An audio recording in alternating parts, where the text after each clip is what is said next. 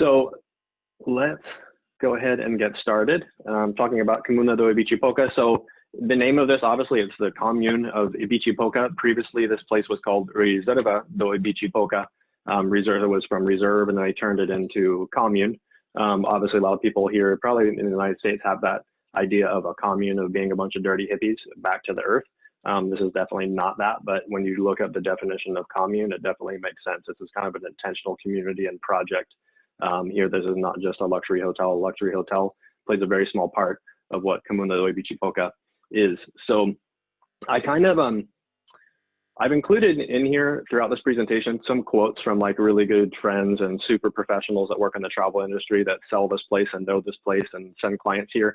First one I'm going to put up there is from our buddy Anton Litch, who from Truffle Pig Travel in Toronto, but he's based in London, the international man of mystery. I don't know how you're usually constantly traveling, so this is maybe the longest you've ever been in London. But you know, he's basically says here, you know, every client he sends to Brazil, I try to include Ibitipoca. The feedback is always amazing. There's something about the place that gets under your skin and you don't want to leave. I often tell clients to just trust me on this one. You won't be sorry, and they never are. And I included this quote because I think it's so true. This is a place that I remember selling when I was at Geographic Expedition before I'd ever been there. And like, I would hear clients come back and they were just speechless. Like, and I didn't know a lot of what they said. I couldn't really understand. I'm like, wow, you really like the place. I just don't get it, you know? And I think this is a lot of it with this property. Once people have been here, they're just become rabid fans of it. You know, that feeling when you come home from a really inspirational trip or a destination and you kind of, it's hard to get back to reality personally for you. I remember I spent a long amount of time here last December, and that was the hardest thing coming home. I remember my wife actually at one point being like, what's wrong with you? And I'm like, I'm still there. Like, I can't get rid of thinking about this place. It's a very heady, intense experience overall. So I'm going to share some more quotes like this during it. First, we're going to talk a little bit about logistics and location. So Comuna do Ibitipoca is in the state of Minas Gerais. So as you can see here, it's just outside of where Rio is. So if you think about those beautiful green rolling hills from the coast of Rio, you head up into those hills and you're in the state of Minas Gerais. Minas Gerais is, I mean, Brazil is huge. Minas Gerais is massive. This is, I think it's greater than the size or exactly the same size as the country of France overall. So this is where Minas Gerais is in Comuna do Ibitipoca. So kind of setting the stage of this, and I'm going to weave back into this, you'll see throughout it. Minas Gerais is known for incredible natural beauty.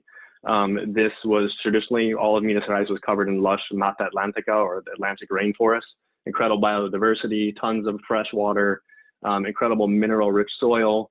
So always has been a place of incredible natural beauty. It also got like the largest quartz deposit on planet Earth that are exposed. So just gorgeous place. But then, and here when people are going to visit nature in Minas Gerais, the most popular state park in Brazil is called Ibitipoca State Park. So that's where this name comes from. It's an indigenous name there, which means exploding rock. And so in the middle and right near where the Comuna is, you have Ibitipoca State Park. It's only a 4,000 acre state park, 6.25 square miles. This place is so popular because it's so beautiful and accessible from both Sao Paulo and from Rio that they actually cap the number of visitors coming to the state park at 1,000 visitors a day. So I'm going to set the stage where I'm going to come back to this. This will make a lot more sense when I'm talking about the state park of Ibitipoca. The other thing about Minas Gerais is culturally, this is when the Portuguese came and, you know, were colonizing Brazil. Minas Gerais means general mines, and this was the world's largest ever gold rush that happened in the kind of the 17th and into the 18th century. So this is where you have towns like Ouro Preto, Tiradentes. You have all these beautiful colonial towns in Minas Gerais that were extremely wealthy from the amount of gold and silver that they were mined out of here.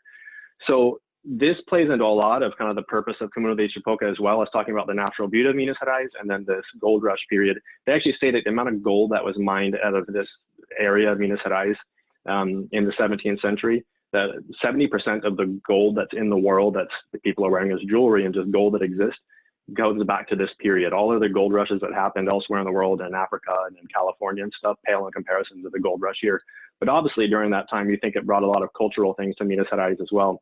There was huge degradation of the landscape, obviously from the mining and just the population of it. A lot of slavery to work in the mines. So you have a real cultural mix here. A lot of the, there's a lot of slaves were brought to work in these silver mines. So it has this cultural history. It has a lot of environmental degradation because of that. It has a lot of racism stuff going on there. So it's a very interesting state in terms of the colonial history there, and its effect that it's had on the natural beauty of Minas Gerais. And this is going to make sense why I'm talking about this as we get into it. In terms of access to where Comuna de Ibitipoca is and how to get there, I just put up this map to show where the surrounding airports are. So you've got Rio de Janeiro here, you've got Sao Paulo over here, Juiz de Fora, and then you've got Belo Horizonte in the north, just to kind of show a triangle. And again, this is a massive area that I'm pointing at. As far as getting the Comuna de Ibitipoca, it is a bit out of the way.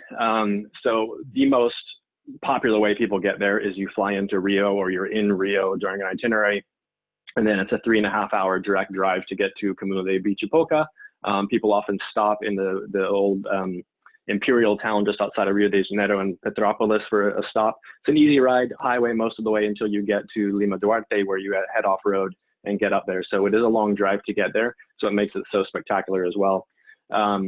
If people are in Sao Paulo, you can fly to the town of Juiz de Fora, and then once you're at Juiz de Fora, it's about an 1.5 to a 2-hour drive from Juiz de Fora to get to where Comuna de Ibitipoca is.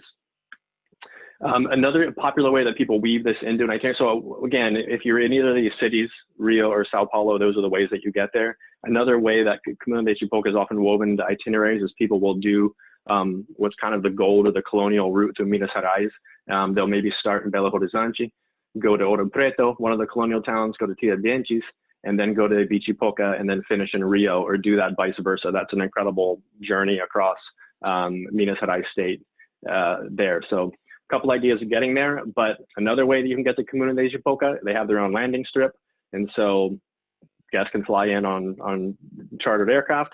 You can actually see the landing strip here, the grass landing strip, and this is some of the accommodations here for guests there. But probably the most popular is people helicopter up there. So you can helicopter directly from Rio or from Sao Paulo. And this is a majority of the guests that come and stay at Comuna de Ibitipoca are Brazilians. And so it's really popular for the people like on the weekend, they just helicopter up here to get away from the city and enjoy this retreat. So those are ways to get there. There's actually 22 helipads around the property, which I'll talk to later, but you can basically land right here in front of the property. So little backstory on this, how this started. This is the owner and the kind of visionary behind it. His name is Renato Machado, and the Machado family from Juiz de Fora, they've been involved in mining, generation upon generation. So a very wealthy family. So Renato made his wealth, and his family's made their wealth in mining and actually selling mining equipment. And in 1982, Renato kind of had an epiphany about what he wanted to do with his life and with his fortune, and it was giving back to where he's from. I think he realized extracting minerals and stuff from the earth and enriching himself on that. This is a fascinating guy. I keep thinking whenever I'm here and I think about him and the story here, I think about Atlas Shrugged and the character of John Galt, and who is John Galt, and I kind of think a lot about that character in Ayn Rand's books with Renato. So super philosopher, deep ecologist, libertarian. He's the one that started this project. So this is the actual mission statement of Comuna de Ibitipoca. Part of the mission statement is we aim to create a fertile environment for happiness to flourish, and we believe that this must be done holistically, involving the fauna, flora, and local communities. So it's a pretty rich thing to have for a tourism initiative that is their driving force behind what they're doing there, and what Renato is doing.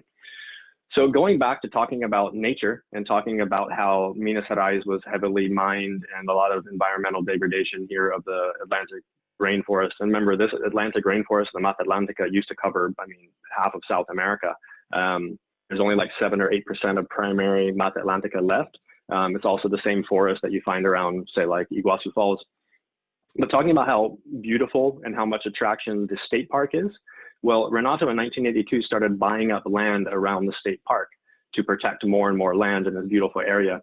And now he has 13,000 acres private, which is the Comuna de Ibitipoca, which covers 20 square miles. And as you're going to see when I talk about the lodging here, this is basically available to only a handful of guests that are coming here. So put that into perspective, that one of the most popular, gorgeous state parks in Brazil is 4,000 acres, covers 6 square miles, and caps 1,000 visitors a day here. And then completely surrounding, actually in this little infographic down here, you can see the state park in red and the amount of land that Renato's bought, which is the private Ibitipoca reserve there. So incredible project. And he's just kept pouring in money, buying land, buying land, buying land. He's doing this with the end goal, kind of like one of the largest things is rewilding the land here. Here you can see a piece of land that Renato's bought back in the 80s and a piece of land that he doesn't own. And you can see how, because of pasture land or whatever, there's no forest left, and what's happened when he's allowed nature just to go back. So it's a massive rewilding project. He's allowing pretty much 99% of the land that he owns to be rewild, to go back into its natural state of these 20 square miles of land that he has bought. But as you talked about in the mission statement, this isn't just about the land. This has to involve communities as well. You know, going back to my story about Minas Gerais and the amount of slavery and kind of the cultural attributes that make up the state, you know, there was these small communities out here, and we're having a really hard time once mining had elapsed and the land is so degraded, they were so degraded, that people were leaving this area. There was a rural exodus happening where people were leaving the countryside to go to cities. So part of the project of Comuna de Ibitipoca is stemming that tide of the rural exodus and having people stay in the countryside. So on his 20 square miles of land, it's not just wild area. There are communities and small farmers and everything still living on there that make up part of this entire project. So again, talking about Comuna de Ibitipoca, how it's a commune, this isn't just a hotel thing. The hotel is a very small little speck of this greater project that Renato has going on here. And again, leading to show you what a heady kind of intense project is. This hotel, which I'm going to show you the lodging and the tourism part of it, he actually has granted the ownership of the hotel project and the lodge, the fazenda there, to the community. So it's actually 100% community owned and operated. So there's this level of kind of pride and tact from the staff there and from the community that is phenomenal. It's overflowing of heart, the way that they treat visitors coming here. I mean, a sense of pride to basically kind of be given this project to run with the support of Renato, obviously, in terms of training and materials and stuff. So that brings us to what you want to know about guests coming to stay here. So this is, we're looking at, you know, a very small portion of his land at Comuna de Ibitipoca, but this is the main area for guests, okay? This is what's called Engenho Lodge, which we're gonna go into first, and I'm gonna show you that. So Engenho Lodge, this is the main guest area for international or for local guests that are coming to stay. This is a beautiful fazenda that was actually built in 1715. Renato bought this in the 80s, early 90s, and then started restoring it around 2006. You know, dilapidated old building, and he poured money into bringing this old fazenda back to its former glory, and finally finished it in 2008. So as you walk in this building, I mean, it's just the details are beautiful. Reminds me a lot of kind of a hacienda zuleta type style, but obviously Brazilian rather than Ecuadorian, the history of this building. So we're just gonna walk around a little bit to show you some of the views and the installations there. This is the inner courtyard there. One of the living rooms as you come in, with all the historical photos about this. And obviously this has a long, long history of the families that lived here, which are really brought in to it. Beautiful art everywhere. As you're gonna see, Renato is really into art. Art is a huge component of this overall commune project there. I love this kind of fresco that's painted on the wall, showing the different harvest seasons, what the earth produces over certain months. And it's interesting, I met the artist when I was there, and he's kind of this hermit that's lived in this cabin there for forever by himself, and he's deaf. And he comes up with ideas, and then it comes down, and Renato's like, sure, paint that wall. And I mean, he did this fresco of the painting stuff, and then you see other modern art that maybe from artists in, you know, Sao Paulo or from Rio. So really incredible art that's involved in here. Here's a little peek into one of the main dining room there. Wonderful, beautiful wraparound patios to sit out, enjoy the serenity of it. And then talking about the staff and kind of this whole project, I remember taking this picture. This was every day on this chalkboard, they would leave notes or they'd leave quotes and everything. The staff would take turns like doing chalk art and then writing something. And there's very few places you see staff. I mean, this guy here, he's putting a quote from Socrates up. And again, just to show you how kind of intense this whole thing is, almost like this utopian society going on here. More shots there out on the patio. This is a beautiful outdoor dining table where he has a collection of cachaça bottles from all around Brazil. Another thing here, it's not just the people in the community. There's tons of animals. Anybody that goes and stays at Ibitipoca, they have videos and pictures of themselves with these toucans. There's a few toucans and a few macaws that just live wild in the area, and they just come fly into the fazenda, into Engenho Lodge, whenever they want. These were obviously, you know, toucans that were maybe pets in the city that someone had, and they were brought to a rescue center, and then they were relocated here. So these fly around, they live outside, but they also just come in, particularly in the morning. They love coming into breakfast when people are eating, and they love trying to come and get banana.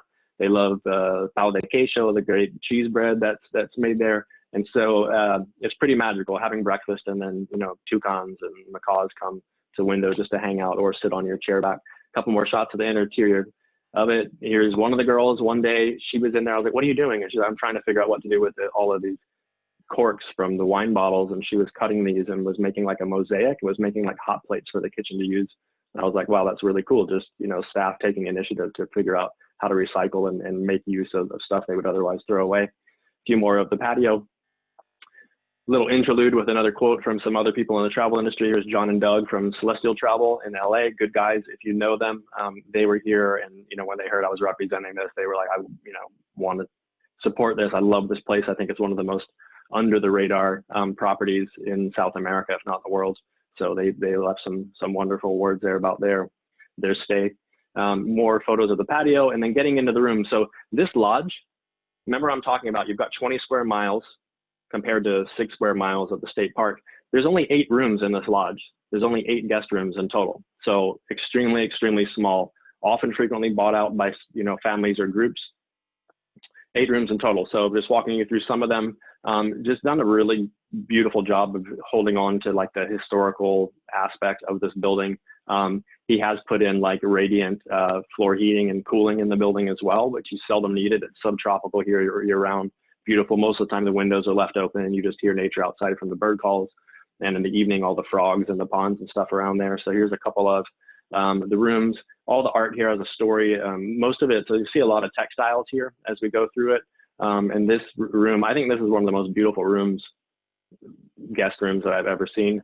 This is the Grand Reserve Suite there. You can kind of, when you look into this picture, you see how thick and intense the flooring is here, the original wood from this, you know, fazenda from 1715, this marble bathtub in the middle of it. And like I talked about the fabrics, it's this artist or designer called Muruqui Monkey. I probably just massacred her last name, but she loves like textiles, and you find them throughout Ibitipoca. And one of the reasons asking her why, and she said, well, there's such beautiful airflow here. There's always these gentle, warm breezes full of aromas coming through. And so she uses a lot of these fabrics. And so when you're in here, something you can't see is these fabrics are always kind of going or swaying around with the breeze. It's just a magical place.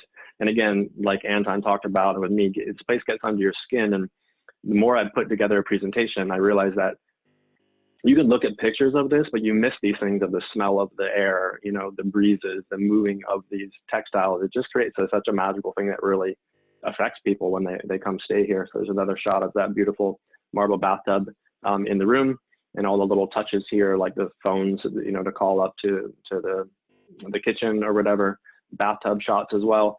Here, you know, again, here's Mr. Toucan just kind of popped in to say hello. So this is a normal thing at the Ibitipoca, that you have these wild toucans just come to your window and visit you in your room or visit you at the breakfast table or the dinner table. It's truly a magical spot.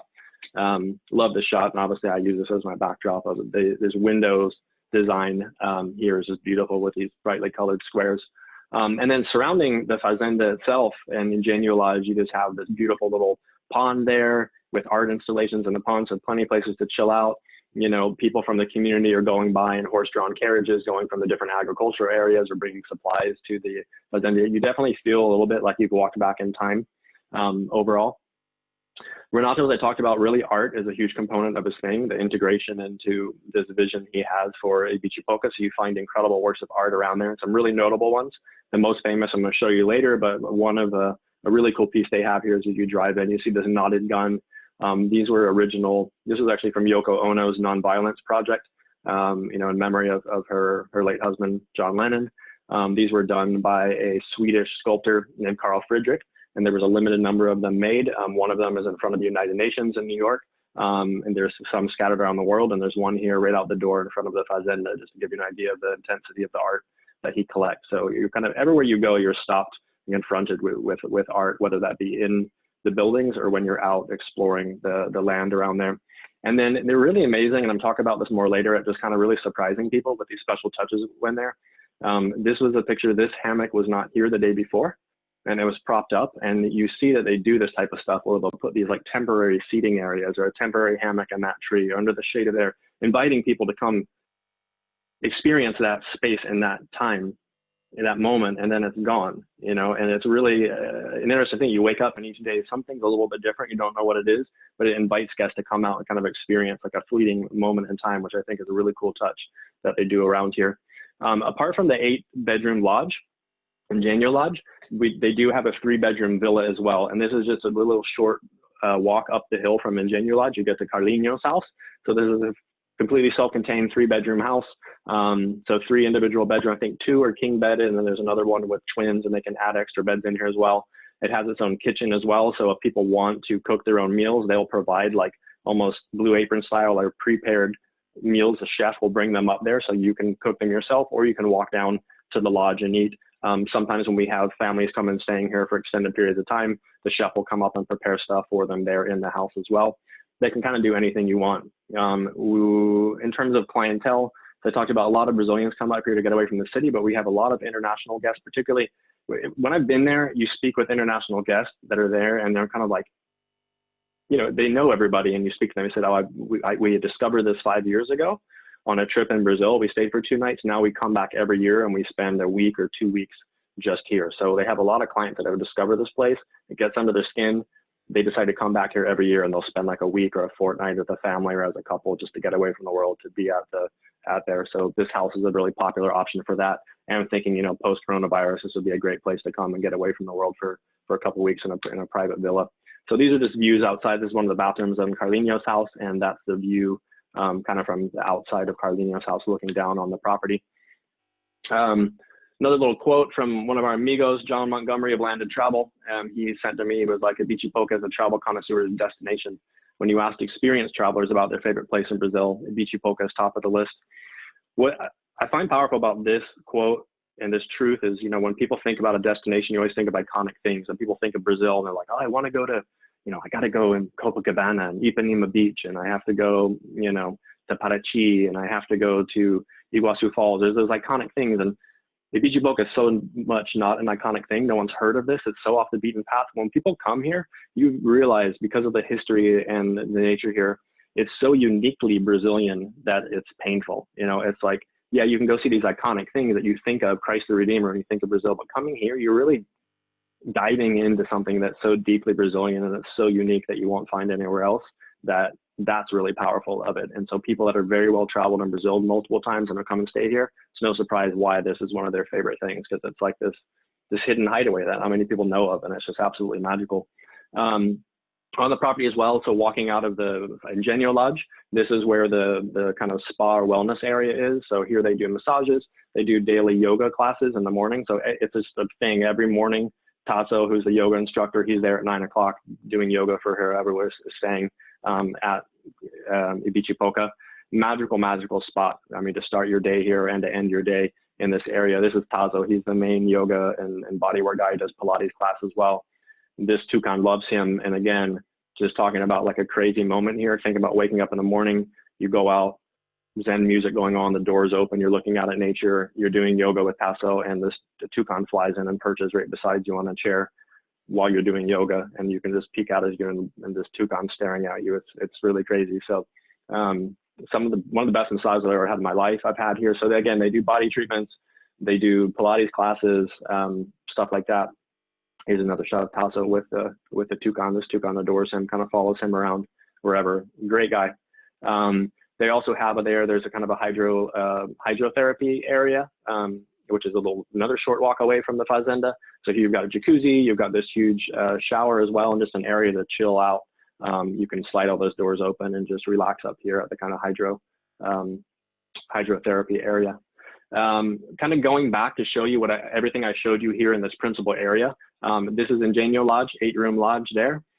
This is the massage and yoga studio right there. Up here on the top left, that's the 3-bedroom Villa Carlinhos House. And this is that picture I just showed you of the kind of the hydrotherapy area. So this is what makes up like the installations for guests coming to Ibitipoca. And keep in mind that, of course, this is a pin drop because it's surrounded by 20 square miles of private reserve. And here's some beds. There's agricultural areas all over here. And actually, when you go up this little road, so people will probably ask, what about swimming pool or something? So you go up this road, and there's a wonderful creek running right through here. So when you walk up that road, walk up there or go by bike, you get to what is Ibitipoca swimming pool. So it's a natural rock pool from a spring to swim. Beautiful deep pool, super refreshing, lovely water. And this white sand, this is actually quartz, as I said, like this area, some of the largest quartz deposits in the world. So there's beautiful white sand beach going into this, dark, beautiful, refreshing pool to swim in. So there isn't a traditional swimming pool. This is the swimming pool at Comuna de Ibitipoca. So I think you're already getting the sense of just coming here. You can just spend days just laying in a hammock, enjoying this place, doing yoga in the morning and just chilling out. So a lot of people are coming here just to get away from the world and not do anything and just relax. So there's some shots. They do wonderful barbecues up here in the afternoon, and there's little beds. You can swim across the lagoon to go lay over there, and they'll have stuff out. They really treat you well. It's kind of like you don't even have to ask. There's going to be a plate of cold fruit. Like the attention to detail and the level of service here is out of control. It's unparalleled that I've seen in hotels. So it's this like rustic retreat, but the level of service is so on point. It's unbelievable. Getting into the food, I think you remember if you've done other webinars, I don't go into like food that much, maybe except for Zuleta, because everyone has great food at this level of properties. I'm only really going to talk about food if it's really something that is elemental and is beyond description of another luxury hotel. So obviously, as the community of Ibitipoca, they at the moment are somewhere around 92% completely self-sufficient in all food items that are served there. So when you're coming as a guest, everything is produced on site. This is a short walk down from Engenho Lodge. You get to where the gardens are, and they're growing rice here. They're growing beans. They're growing all of this produce as well. They have a mill. This guy down on the bottom is actually all the flour for the breads and all the pastries, and it's a water wheel run, and all the cogs are in wood. It's just unbelievable. And so they're actually milling all of the grains to make flour for the different things. And these are not staged. I mean, here's one of the women from the kitchen who's out collecting, the food items. And then this is one of the other birds. This is Antonio. He's kind of a psycho parrot. He likes to chase cars as they come in or out, or bikers and stuff. So he's there just along with one of the women from the kitchen, and then she collects her produce. And this is a normal scene here. The women coming back from the organic gardens back to the fazenda with the fresh produce of what they're going to cook that way. And there's Antonio catching the ride back. And, obviously get back to the kitchen. Antonio, he has his little railing right by the kitchen windows. He likes to come for snacks. This type of stuff is just magical. And these little moments, again, a picture can do this, but experiencing this in person is as otherworldly. So the food here, this is the main chef. Her name's Marley. Remember, these women, like Minas Gerais has this incredible food tradition, thinking about the African slaves that were brought over and then, adapting to these new ingredients they had in the New World. So, it's known for feijoadas, these incredible bean stews, really like countryside cooking. And so this chef Marley, she's incredible, but Renato has had her going and training with down in Rio with what's his name? With Claude Tregois, a friend. He has restaurants all throughout Rio de Janeiro and Paris and New York. So really classically trained French chef. So she goes and trains them. So she has this repertoire of like down home, awesome Minas Gerais in the crock pot on the wood stove cooking, mixed with this French style that she's learned from the guys. So the food here is just like it. You kind of get whiplash of like the dishes that are coming out of this kitchen. This kitchen's awesome. They had it done after the movie Ratatouille. They actually allow, like, there's a bench back here where there's some stools, so guests can come in and just sit in the kitchen and watch these women cook. And it's just awesome seeing their style and listening to their banter and tasting things and it's just like the kitchen's always the heart of the home. And I love the way that they kind of make this accessible to guests to come in and watch this going on, with the women coming back and handing baskets of produce into the kitchen through the window, and the women are in there working it. It's just awesome. This is all bread and pastries that they do from their own. Federico, it's 3.5 hours, or you can helicopter or fly right in. They have their own airstrip. Someone just came in late and was asking how to get there. So pastries here, and talking about the kind of variety, so this is very traditional Minas Gerais. This is Minas cooking at its finest. It's always on these wood-burning stoves. So breakfast and lunches are generally served this style in the main fazenda, which is on the wood stove, and all this variety of local dishes and products to try. So you just go up and help yourself. So, you know, you find that in the morning, you come through in the morning, you can smell the wood stove, you go into that, smell the wood smoke, and there's your coffee pots sitting out, warming up over the fire, which is such a lovely touch. You know, and then you come back for lunch after good excursions, and there's these, you know, greens that they've done up, and plantains and yucca, and big cast iron pots of feijoada being stewed to try. Then they put out the most ridiculous cakes, and they love their pastries here, and the pan de queijo is world class. So this is one style of kind of eating here. It's just a really traditional countryside food. But at the same time, you know, people are coming here, and the staff are really in tune of saying, well, this couple's here for a romantic getaway. Let's do something and put a fire for them out in the courtyard and have like an elegant dinner for them. So the food can really go either way, you know. And I like the way that Ibitipoca is kind of like, we're not this and we're not that. There's a time for everything in life. There's some times to dress up, and there's times to go barefoot.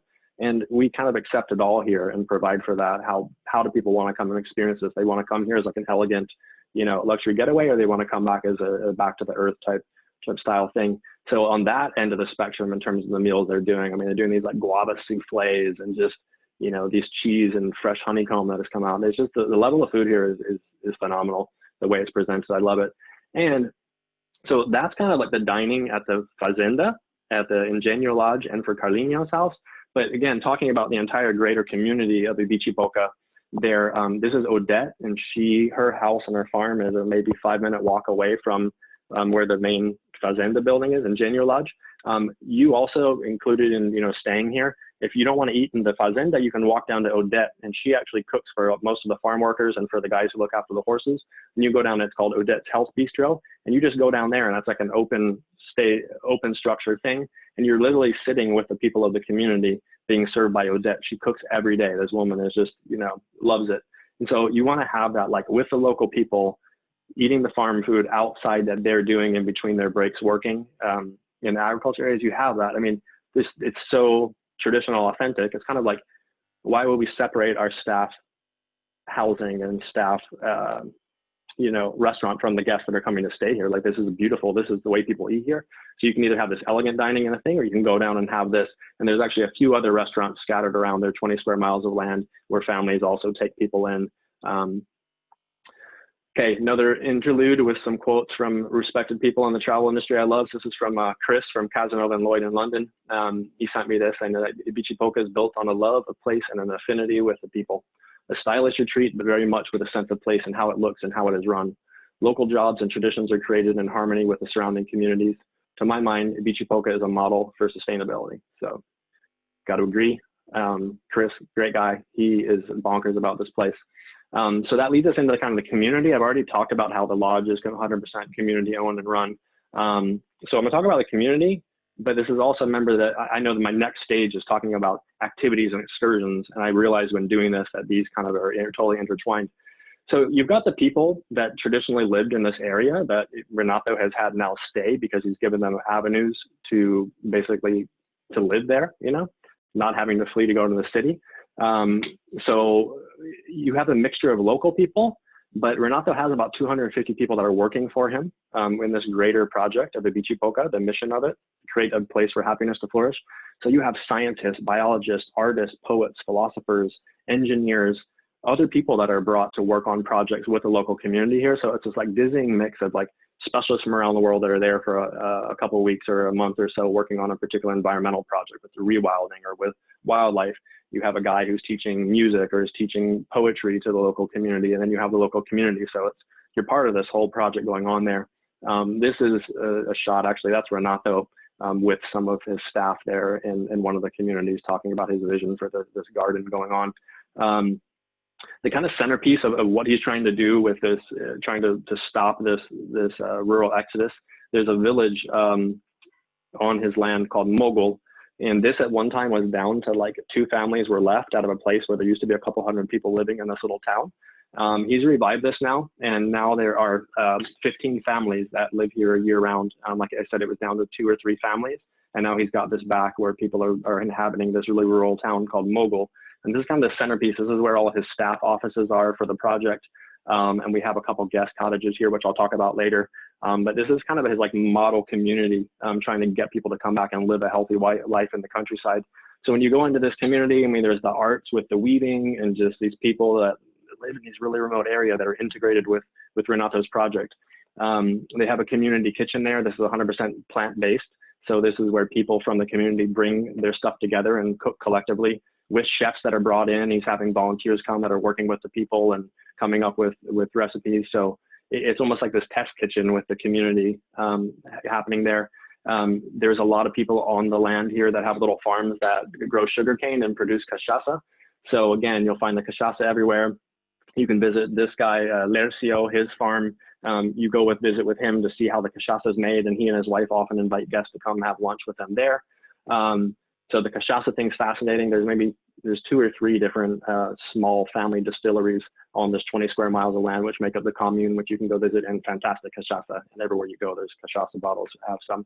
There's woodworking shops where people are working with volunteers, learning different woodworking techniques. So all of the furniture in there, they're selling furniture. So coming up with artwork and handicrafts to sell out. So it's kind of this collective thing. This is another workshop. This is really cool. This guy's actually cutting wine bottles. And I didn't notice this until I saw this workshop, but I placed it all together. That all the cups in the fazenda in Carlinhos House and throughout the entire community, these beautiful glass cups with this heavy base and etched. And I'm like, wow, these are beautiful cups. Well, they're from wine bottles. So they're recycling these wine bottles, cutting them, polishing them, etching them. And those are for use for drinking vessels all around the community, but then they're also selling this. It's another revenue stream for the community to live. Then you've got handicraft shops there that are community run for people that are coming to visit. You have the mill there, which is producing flour, which is sold off. In that village of Mogul, Renato, his idea for that village of Mogul about sustainability and community tourism, community involvement, he actually has this, you see again, that white quartz sand. This is his Ibitipoca University. You can actually see it written on the canopy there. But he holds like seminars here where people will fly in from around the world to brainstorm ideas. And what Renato has said to me, he said, my long-term vision with Mogul and what we're doing here, and as a center, is to turn Ibitipoca into like the Davos of sustainability. I want to have an annual summit here of the brightest minds in conservation, philosophy, everything come and stay here with the community and give talks about it. So again, super intense project. This is not just a luxury hotel. This is a whole entire community and project that's going on here.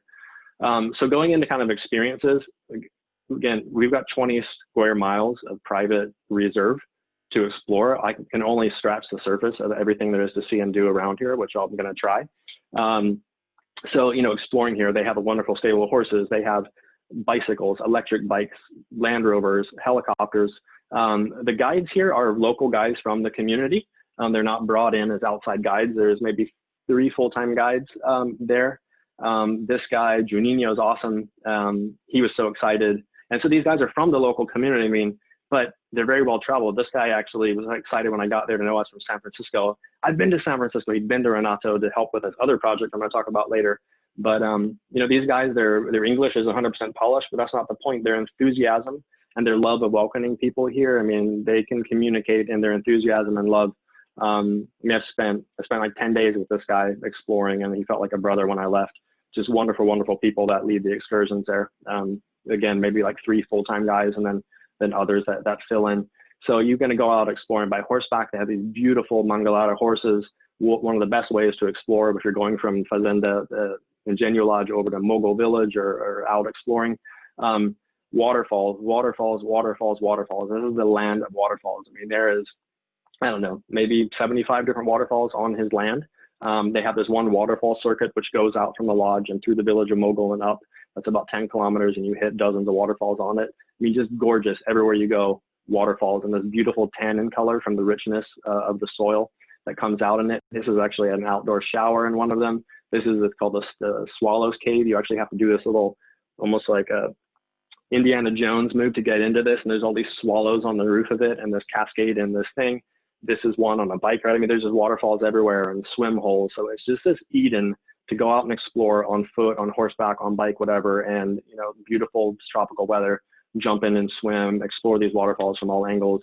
Look at this rock pool, at the top of a kind of cascade. with the views out over the countryside. Just a total tropical Eden to enjoy.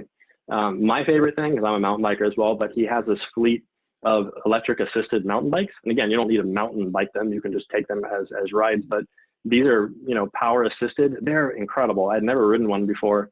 So you can go out with these things and kick up the assist and zoom up these mountains. I mean, we were doing like 40 kilometers a day and not tired. Like, go up for another lap, because these things almost like motorcycles carry you up. And since they're charged, they have solar stations. Like as you go around the community, different areas, they actually have solar panel charging stations. So you stop here to take take lunch or take a break, and you plug in your e-bike and charge it from the sun while you're there. I mean, all this stuff just blows your mind of like, oh my God, you know, everything that they've got going on. So the e-bikes. And then I love the way, as I talked about, they learn into these kind of surprises people along the way. There's all these little things, and again, it's so hard to tell people in person until you've experienced it. You're out on a walk, and then you just come across, you know, as on this path, there you stop and you look at this and you're like, what is it? And the guy says, would you like a drink of fresh spring water? You know, they found this natural spring and have this bamboo thing coming out and these tin cups lined along it on hooks coming out. And it's just things like that, which is so cool of like, wow, let's stop and drink from water coming straight out of the earth. You'll come up to these viewpoints and there's like a swing set right on the edge of this cliff, and let's just sit here and take a break and enjoy this. And these are in the middle, up on a mountain in the middle of nowhere when you're out on a horseback ride or a walk. So these little things, which are just great surprises. Here's an observation platform. At one point, we just stopped and there was that little ladder coming out of the trees, and we climb up on this thing and you have this place just to sit and take in the surrounding views.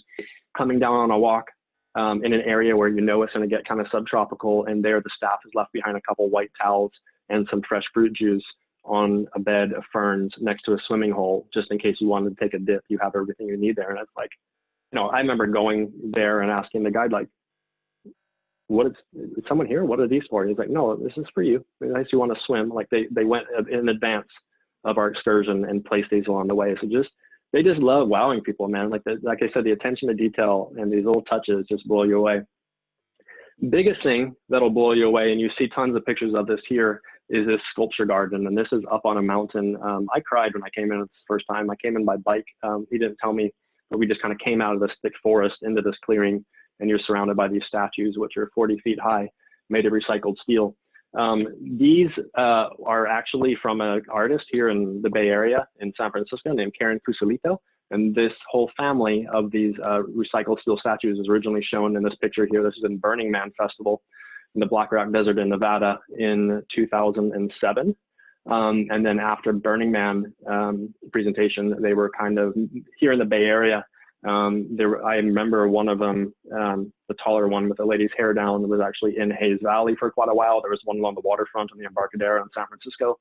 And then she had the other ones at her studio in Oakland. Well, Renato was here in San Francisco, came across these, kept seeing these in San Francisco, and then came across her studio in Oakland and spoke of a conversation with the artist. And he ended up buying the entire family of these and transporting them to Brazil. And this is where they sit now in this meadow up on the mountainside.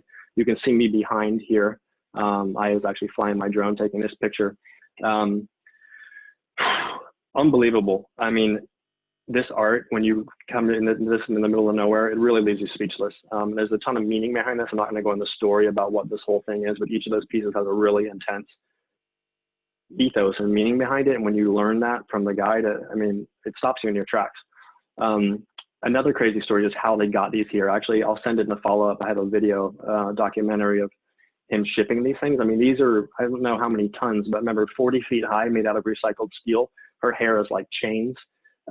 These had to be put on flatbeds. They were driven from San Francisco down to Long Beach, put on a container ship, and then sailed to Brazil, and then driven up, into Comuna de Ibitipoca. And this is where they live now. There's a great documentary about just the artist meeting Renato and kind of letting go of this, because she was so emotionally tied to these.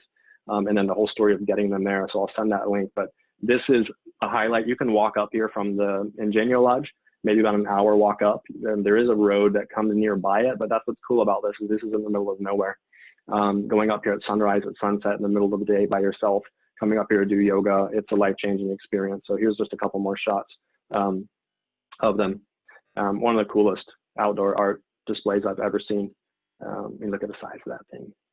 They're incredible. That's all cable, like wound cable, put up there. And here also puts into perspective with this girl on horseback there. And you can see there's even a little barbecue thing here where they'll maybe do events. So incredible thing. What else is there on the land? He also has this massive project going on. So I talked about the rewilding of the landscape, of letting it go back to nature. Well, he also needs the rewilding to include the native fauna that used to live here. He has a project here. He's working with they're called the Muruqui, northern Muruqui, which are basically like woolly monkeys. So it's the most endangered primate species on planet Earth. There's only something like 4 populations left in Brazil because most of their habitat has been destroyed, and like the populations live in these isolated clumps of forest, but they actually, cannot interbreed with each other because of the degradation of the landscape. So this is one thing that Renato's doing is he has this Muruqui project. He has a viable population here that he's bringing in. Things that are found endangered in other areas are brought here, and they have the enclosure. And so it's kind of like a captive breeding program and then a reintegration of the northern Muruqui monkey into the landscape. Learning about it, I had never heard of this monkey species. I never knew how endangered it was. How did I not know about that? And like really desperate, the situation of losing the species. And for Renato as well, this primate species, you just see his mind working on this. The thing about what's interesting about this primate species is that like understanding human evolution, these are one of the few primates that are like tolerant and have non-hierarchical relationships and behaviors between males and females. And you see them, what Renato calls them, they're hugging monkeys. I mean, they come over to each other and sense feelings, and you'll actually see them come over to comfort and hug each other. So just a very powerful symbol to Renato of what humanity should be like. And I think that's what he sees in helping this species to kind of flourish again in the wild. Peggy, you asked, are any of the guides English speaking? Yeah, all of the guides speak English. I mean, some better than others. 100% you can have conversations going all the time. I'm just saying they're not like fluent in it. And then in the fazenda as well, I'd say like maybe 1 out of 3 of the employees of the fazenda speak pretty good English. Some speak fantastic English. It's just one of those things that it's not an issue there. I mean, people are so kind and they're used to having visitors from all around the world that, if you're looking to go to a place that's 100%, they're going to go someplace where everyone speaks perfect English. This isn't your spot. This is for very specific type of clients, but people that want to come and embrace Brazil and actually meet real Brazilians, this is the spot to do it. So, back to this. So he's got this project and he's at a stage now where he's having this viable community at Ibitipoca. And once they're out of that enclosure, then he has a further enclosure area for them to start roaming wild. And then once that, he hopes to be repopulating his like 20 square mile reserve with the Muruqui. So really, really cool project. You can visit this, but it's really up to, they have biologists there that are studying and monitoring them and their stages. And if you're interested in doing this, you have to speak with the staff and the guides, and then they talk with the biologist. Sometimes the biologist's like, no, it's kind of now is not a good time to have people coming visiting, but most of the time they can get people there. But generally the biologist will say what time of day, he'll have people come by to experience the project. And then of course, so helicoptering, as I talked about, a lot of the clients from Sao Paulo and Rio helicopter up here anyways to the lodge to avoid the, 3.5 hour drive from Rio, or helicoptering from Sao Paulo. Renato has his own helicopter, which is him here. He actually took me up for a ride, just realizing he's like, you're not going to be able to see all of the land and everything there is, even though I was there for like 10 days. So he just told me, hey, just meet me out front and bring the helicopter over and cruise me around. And it was unbelievable, getting to see these waterfalls, which were in really remote areas of the reserve that I wasn't going to be able to get to by bike or by walking, and be able to see them from there was awesome. So you can do these kind of helicopter safaris around, heli hiking. They can drop people off to hike into these remote waterfalls where there's not yet trails or roads to go to. But talking on the remote thing, well, this place just kills me. There's so much going on. I talked about the lodging. You've got the 8-room lodge, Engenho Lodge, and then you have the 3-bedroom Carlinhos House villa, right? That's all in that one area. Well, another thing that they've been doing here is Renato's been building these remote homes, and he has a whole other program called Remote. And he basically has 4 or 5 remote, almost like mountain huts somewhere on his preserve out there. So, looking at distances, like from where Engenho Lodge is here, let's say getting to Arial, which is the most remote, that is, no, this is 24 kilometers by bike or walking to get over here. So these are really remote outposts on the land.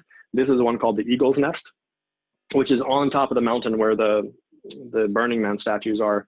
But this is like a 1-bedroom rural outpost hut that you can come and stay for the night. So either you hike up here from Engenho Lodge, you horseback ride up here, you bike up here, and you spend the night up here to have total isolation, no Wi-Fi connection, and spend a night watching the sunset, watching the sunrise, and just being isolated in a remote area. So this is the interior, the bedding there. This is the bathtub coming out from it with the view. So imagine just having, 12 hours by yourself or with your loved one up here, a really life-changing thing. What they do for meals is actually the chef prepares, again, like prepared things with everything chopped up and everything, and delivered with instructions of how to prepare it. And then I've got the wood burning stove there. So it's like that same fantastic food ready for you to prepare. So imagine coming and staying in the beautiful Engenho Lodge for a couple of nights, and then deciding one of the nights you're there for a week, and then one of the nights you're going to spend at the Eagle's Nest and adventuring that day, and then getting up and then being everything left for you by the staff. And they'll say, what time would you like us to come get you in the morning? 10 o'clock, and then having this place to yourself and getting out and watching these sunrises from the Eagle's Nest. Just a really cool concept. This is another one of the houses, Arial, which is the most remote, and it's up in this area where there's these massive white quartz deposits. So this is another one that people can go and stay in for a night or a couple nights if they really want to get away from it. The other idea of this, because there's 4 or 5, is that if people want to like begin in Engenho Lodge, they could do like hut to hut, where you could do one night in Eagle's Nest, then walk down, spend a night in the village of Mogul, and then carry on to stay in Ariao and do that. So it's almost like a remote hut to hut in style option. So this is the interior of the Ariao house. And then this is, I'm only going to show you one, but in that village of Mogul, which I talked about, which is like their model community, they actually have 3 different homes. This is one called Humboldt Loft.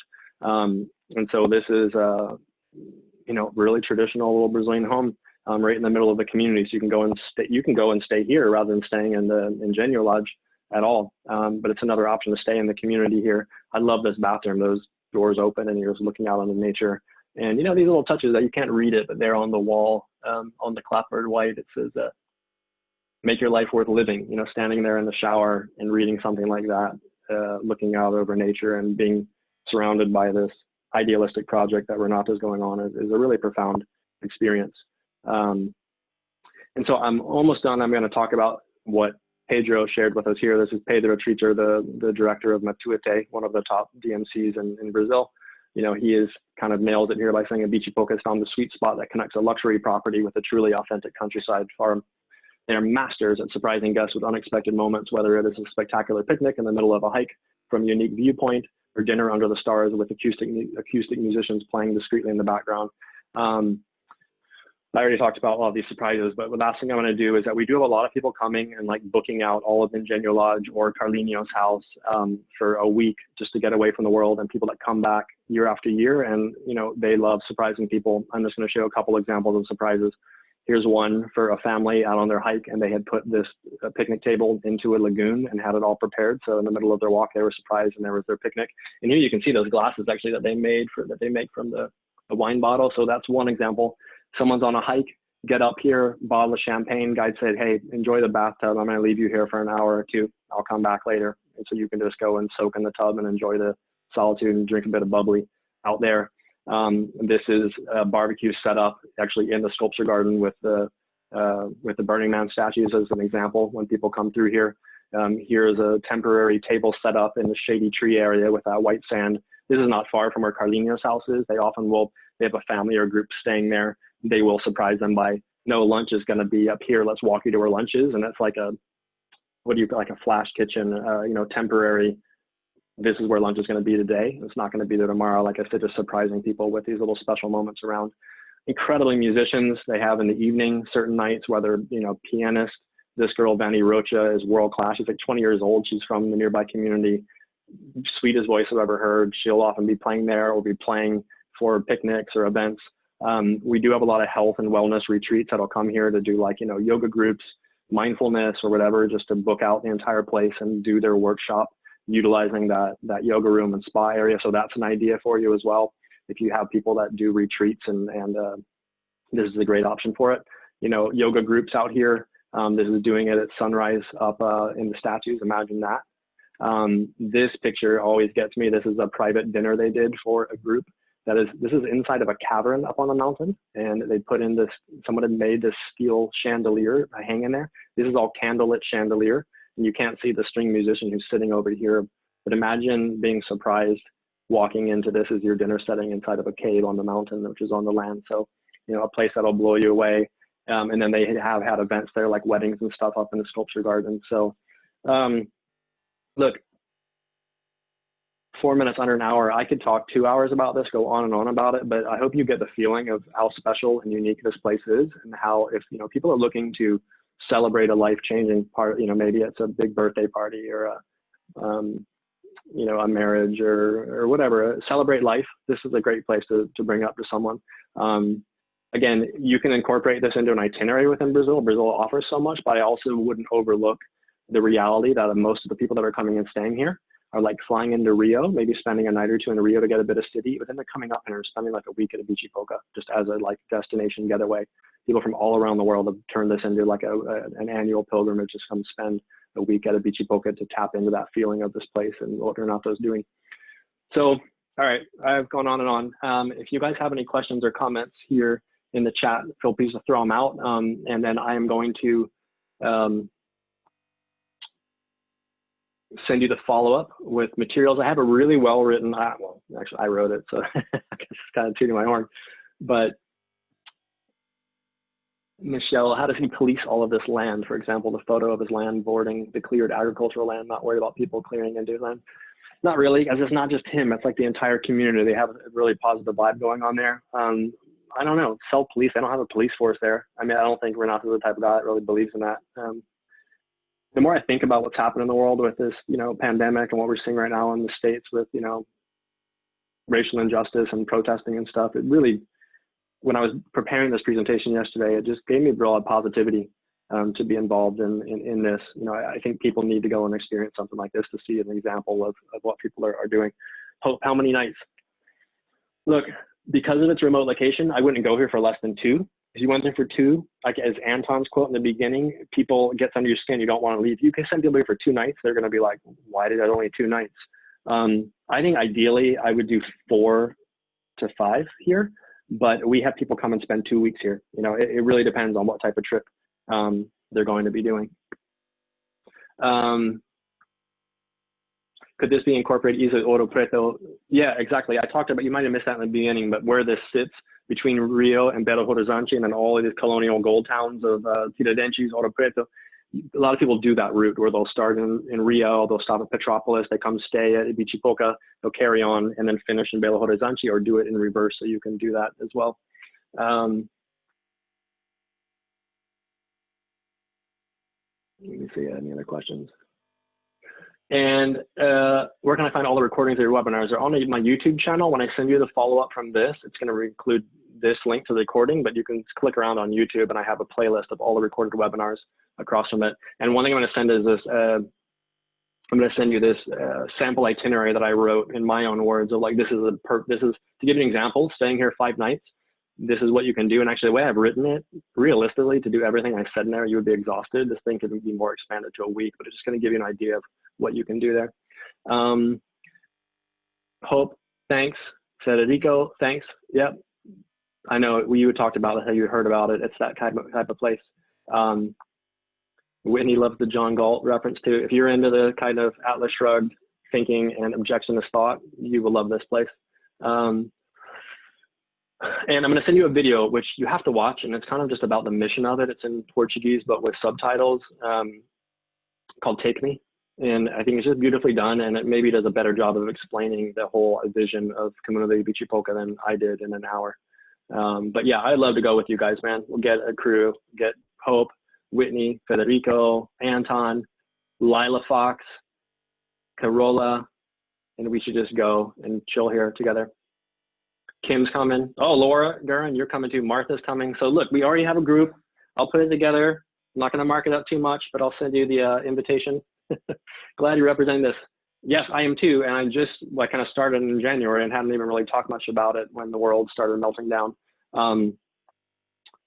They are only doing buyouts at the moment until, obviously tourism comes back, but the only way you can do this is a buyout of the house or the fazenda. Okay, thanks, Rachel.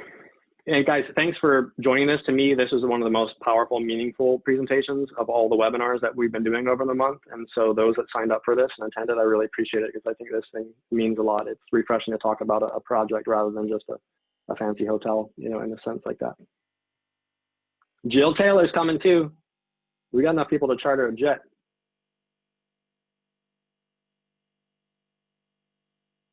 Nina's coming.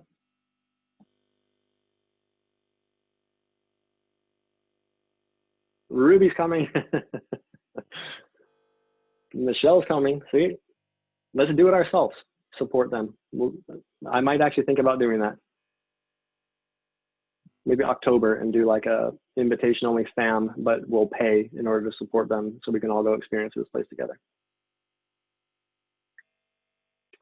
Share this webinar with retreat clients. Absolutely. I mean, please do. That's the whole point of this. For a retreat, this is the spot to go. Totally the spot to go to do a retreat.